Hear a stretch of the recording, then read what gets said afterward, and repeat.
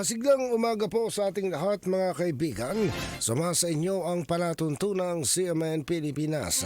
Napapakinggan live nationwide via satellite at sa mga himpilan ng radyo ng Catholic Media Network sa iba't ibang lalawigan sa ating bansa.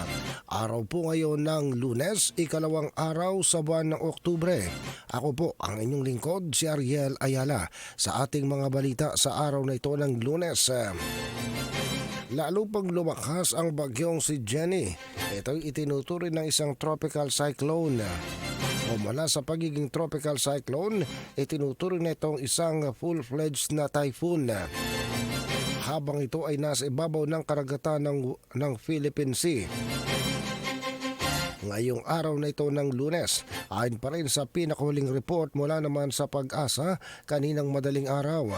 Sa kanilang 5 a.m. bulletin, sinabi ng Pag-asa ng bagyong si Jenny ay may maximum sustained winds ng 120 km per hour malapit sa gitna at may pagbugsong umaabot na ng 150 km bawat oras.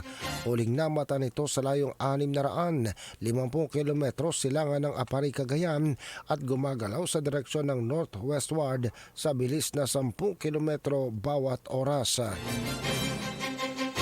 Dahil naman sa inaasang paglakas ng hangin mula sa bagyong si Jenny, ang Tropical Cyclone Wind Signal number 1 ay nakataas sa Batanes, Babuyan Islands at sa silangang bahagi ng mainland Cagayan at maging sa ilang bahagi ng lalawigan ng Isabela.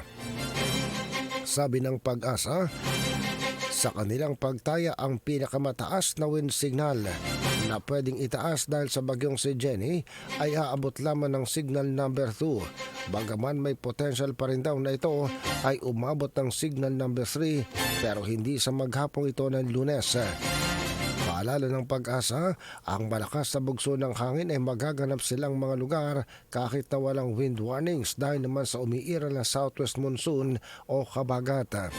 Makararanas ng mas malakas na hangin kahit walang bagyo ang mga lalawigan ng Oriental Mindoro, Occidental Mindoro, Marinduque, Romblon, Palawan, Western Visayas at Bicol sa araw na ito ng Lunes.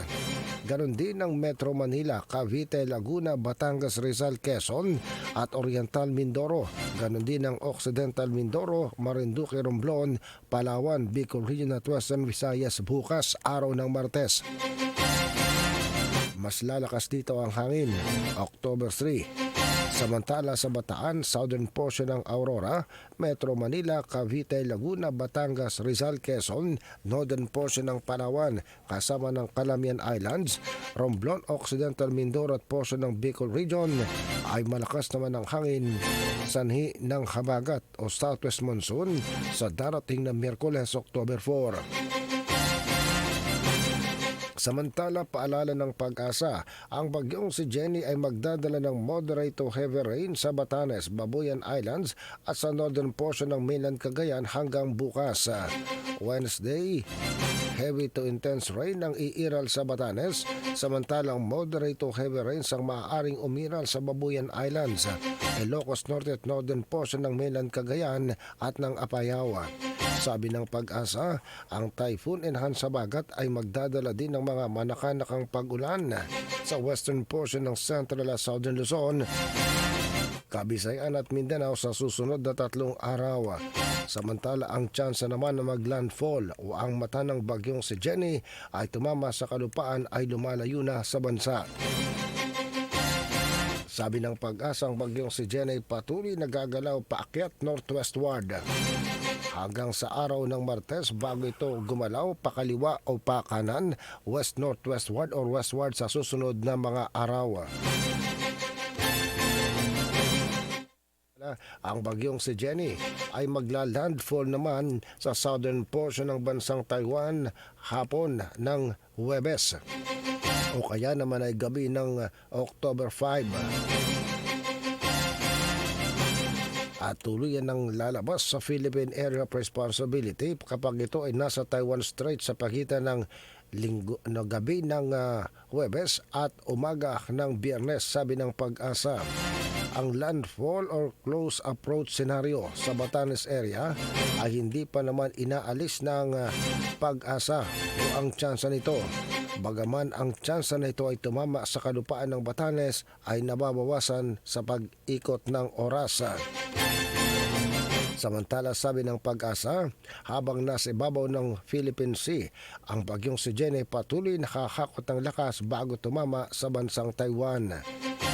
Bukas maaaring makamit ng bagyong si Jenny ang pinakamalakas na pwersa nito at unti-unti nang titigil at mababawasan ang kanyang pwersa sa kalagitnaan ng araw ng Miyerkules dahil sa potential for dry air entrainment at increased wind shear prior to landfall over Taiwan, sabi pa ng Pag-asa.